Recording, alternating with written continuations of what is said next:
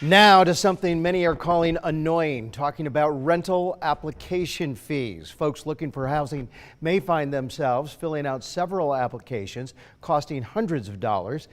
On the other hand, landlords and property managers say they need the application fee money to check backgrounds and credit scores.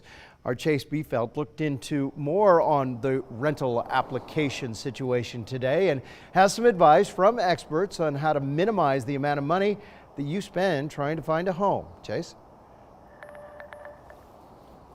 Rental application fees only cost about $30 here in Boise, thanks to an ordinance that was passed in 2019. That was a city ordinance, but people looking for rentals outside the city are spending a lot more on those application fees. Brandy Long is a traveling nurse trying to move back to Idaho. She spent over $300 on application fees for 8 different rentals in the Treasure Valley and has only heard back from 2 property managers. Brandy is worried she won't find a place before she starts her new job in Boise in May. I am fortunate enough to have people that I can stay with, but I also have 2 kids and a dog and a cat. Brandy isn't alone, according to Allie Robbie, the executive director at Jesse Tree. She worked with one family recently that spent more than Brandy.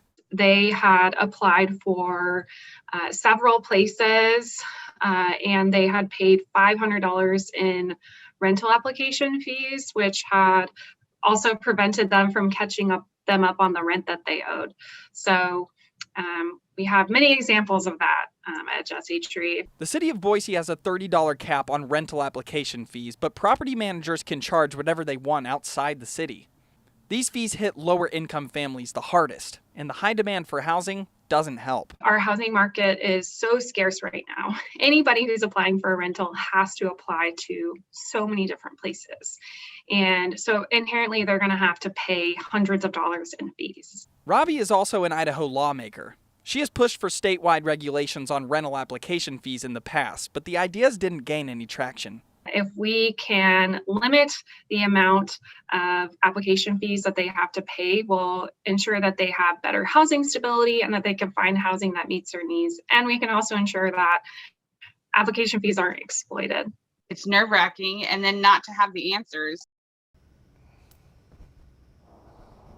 Now, Robbie works with people struggling with housing on a daily basis, and she said there are 2 easy ways that you can make sure you're saving money on these rental application fees. The first one, both of them are very simple. You just want to make sure you are eligible for the rental that you are applying for. She's seen people get burned on that before.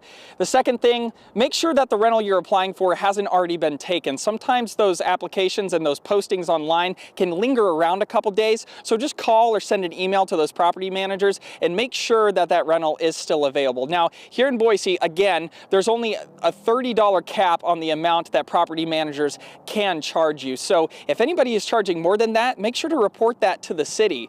First-time offenders can be charged up to $500 or up to $100 for that, and repeat offenders can be faced with a misdemeanor.